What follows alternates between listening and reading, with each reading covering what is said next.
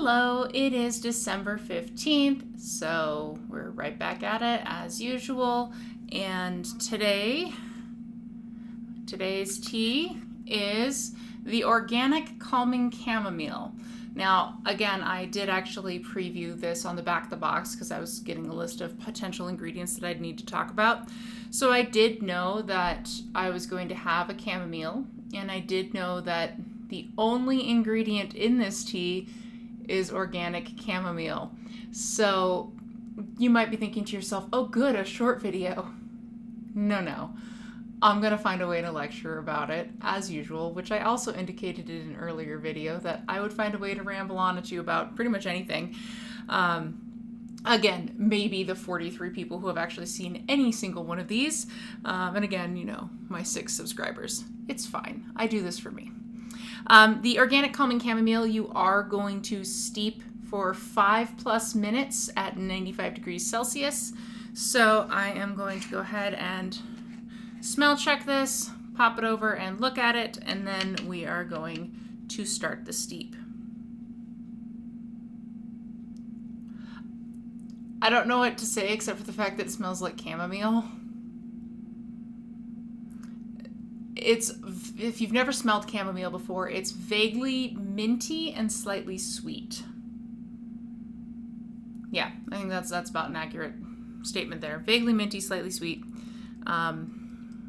This is very powdery. As I'm pulling this out here, seeing if I can figure out this reverse direction. Oh, there we go. You can see these look like I'm pulling pieces of flour straight into my hand. And yeah, that's what chamomile is. Chamomile is a flower. So, looking here, you're not going to really see too much else than what I showed you, except that you might see some of the actual little white petals hanging around there. This is chamomile. Ta-da! That's all I got for you. Alright, so if you recall, I did say that you could make your own tea bag. I ran out of my pre-made tea bags. I do have a couple of muslin ones that I made, but I'm not so sure how they'll hold up to an herbal tea. I tested one out with some Earl Grey earlier, and I had to let that steep quite a long time to even impart any of the flavor. I am covered in chamomile pollen, I guess. I mean, there are worse things to be covered in, I guess, and worse things to smell like. So what I did to make this particular tea bag, I took a coffee filter, I cut it in half, and then I made it into a cone. I did a fold here along this side, and now I'm going to smooth that out and fold. I can't really do this without using my leg to show all that. Kind of fold, crumpling. Now I have a sachet, I don't know, pocket of tea, and hopefully I don't end up with too much detritus in there, but we'll see. Pouring in my water. All right.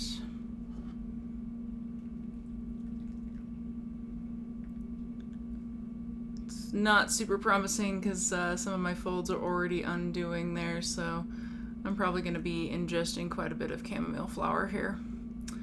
Oh well. Alright, so because it is a chamomile tea, you are not going to have any kind of caffeine. It is an herbal tea, and that's why a lot of people will drink it later at night. So, you know, for once I'm drinking a tea that's smart to be drinking when I'm filming after I've already eaten dinner and things. So chamomile is actually the common name for many daisy-like plants that belong to the Asteraceae family. There are 2 families used to make herbal infusions for traditional medicine, in part because some evidence does suggest that chamomile has an effect on health in a positive manner. So again, chamomile could help you health-wise. It's like a daisy. In fact, if you saw the yellow center and then the little white petals around it, yeah, they look like little daisies. Teeny tiny little daisies. All right. Now, to make chamomile tea, you're going to take your chamomile flowers, dry them out, and then you're going to pop them into a bag like I just did over here, and then add your hot water. That's basically it. So really, in theory, if you live in a region where you could actually grow your own chamomile, you could actually just produce your own chamomile tea really largely whenever you wanted. So that's kind of neat. As far as those health benefits, broad strokes, chamomile has antioxidants that might lower your risk of several diseases, which include heart disease and cancer. And many people will use chamomile at night, as I've already said, because it has properties that could aid digestion and your sleep quality. So let's break down some of these claims, shall we? Let's start with sleep, because that was what I even started talking about when I mentioned why people might drink this late at night. No caffeine, right? Chamomile contains apigen, and apigen actually binds to specific receptors in your brain, and that might actually promote sleepiness or else help reduce insomnia or other chronic lack of sleep, what keeps you awake and keeps you from falling asleep. So that's why chamomile is thought to help with sleep. One study did show better sleep quality over 2 weeks of daily use of chamomile and fewer depression symptoms, which is actually a contributor to why people don't get a lot of sleep. And that was actually done with a group of postpartum women. So if you're having trouble sleeping after having a baby, chamomile tea might actually help with that. It might also help with postpartum depression. So there's that to be found. Another study did find that 270 milligrams of chamomile extract twice a day, so I don't know what that would translate to in terms of tea, but let's just assume 2 cups of chamomile tea a day. But you do that for a month, about 28 days really, and it can lead to a 1/3 less nighttime awakening. That's what that study found. And a fall asleep rate about 15 minutes faster than people who don't use chamomile. So that's an interesting thing, in part because I have read that the average adult takes about 7 minutes to fall asleep, but then I've also seen 10 to 20 minutes. So we're looking at potentially really decreasing that average time to fall asleep. I mean, if you're at the 20-minute mark and you take chamomile and it reduces your time to fall asleep by 15 minutes, then you're at only 5 minutes, which then, of course, is not that far off from 7. So I think that the chamomile really only reduces that length of time to fall asleep for people who are chronically sleep deprived or who have a chronic problem falling asleep. So that's where the most benefit is probably going to be seen. Now, moving on to looking at digestion and the benefits there, chamomile has anti-inflammatory properties, and those have been shown to protect against diarrhea in mice and against stomach ulcers in rats. And it does this because it reduces the acidity in the stomach and it inhibits the growth of bacteria that contribute to ulcer development. There haven't been many studies on this done in humans, so before you think that chamomile is a cure-all, again, it could help. It helps in mice and rats, so there's some minor evidence that suggests that you might benefit from it as well. Looking at cancer prevention, the apigen that is in chamomile, that antioxidant, has actually been shown to fight against cancer cells in test tube studies. So again, you isolate the cancer cells and then you put a bunch of different stuff against it to see what happens. It's almost kind of like that spaghetti method. They throw a bunch of things at these cells to see what kind of works and what helps, what doesn't help. And in these test tube studies, the chamomile actually did end up helping fight off cancer cells, particularly cancers of the breast, digestive tract, skin, prostate, and uterus. So, in addition to making sure you're using your sunscreen and taking good care of your skin and making sure that you are doing the kinds of preventative measures that you can to the degree that you can for cancer, pairing that with some chamomile might actually help be a much more well-rounded cancer prevention. Again, it's not going to cure cancer, but if it can help and maybe help you feel better if you have cancer, or help you prevent getting it in the first place, then there's really not going to be any harm for it. Again, not a cure-all, but it has some potential. There's another study regarding cancer that actually shows that with humans, of 537 people who drank chamomile tea 2 to 6 times per week, they were all significantly less likely to develop thyroid cancer than those who did not have the chamomile tea. So once again, I said that drinking chamomile twice a day could help with your sleep. Help with your sleep. It could also potentially do some other benefits for, again, that cancer prevention, which, hey, we'll take what we can get.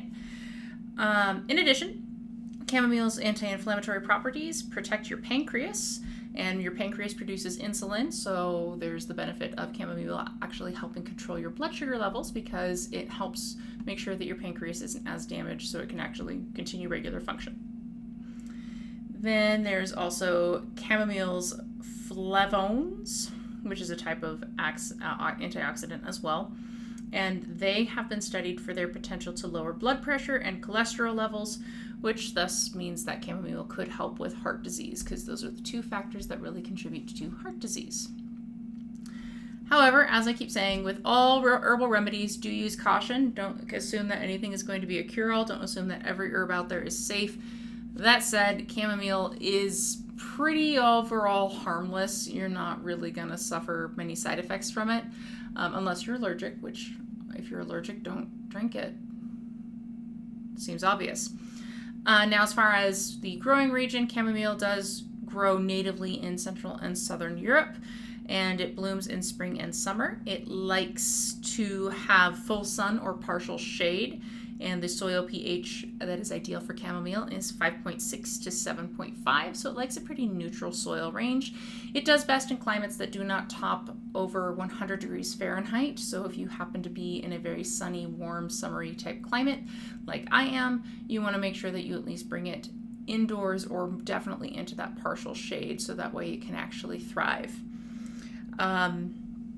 When you go to water your chamomile, if you decide to grow any, it's actually best to let it dry out a little bit between waterings, and then it really will have that thriving lifestyle that you're looking for. There are two main varieties of chamomile that we do use in those herbs, like I mentioned. There's the German and the Roman.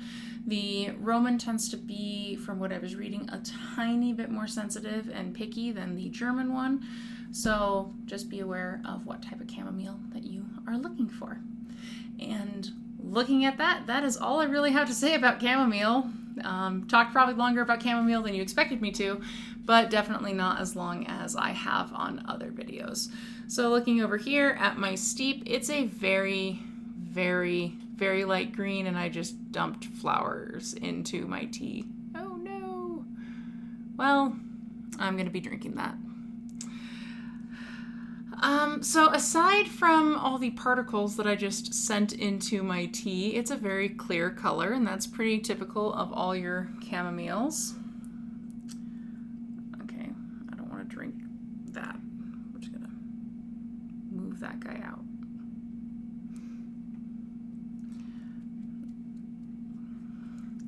You can see all the particulates still just hanging out here, so I love that for me. I really need to get a better tea situation going on again.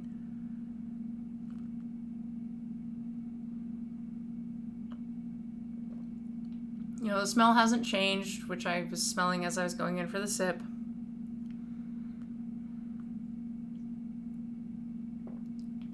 And it tastes exactly as it smells. You are getting exactly what you expect with this tea, which is chamomile. So it's lightly minty, lightly sweet. It ultimately, I think, feels very soothing, very calming. It is bland, but I would not go adding any kind of cream or sugar to chamomile because that really takes away the entire point of drinking chamomile tea. So as far as rankings, I will say I'm going to put it above the mint. So that means that it is actually currently in 10th place out of all of my teas that I have had so far. So, you know, not my favorite, but I'm also not the biggest fan of chamomile tea in general. I will drink it, but, you know, it is what it is. So, nice, shorter, to the point. You're welcome. I'll see you tomorrow.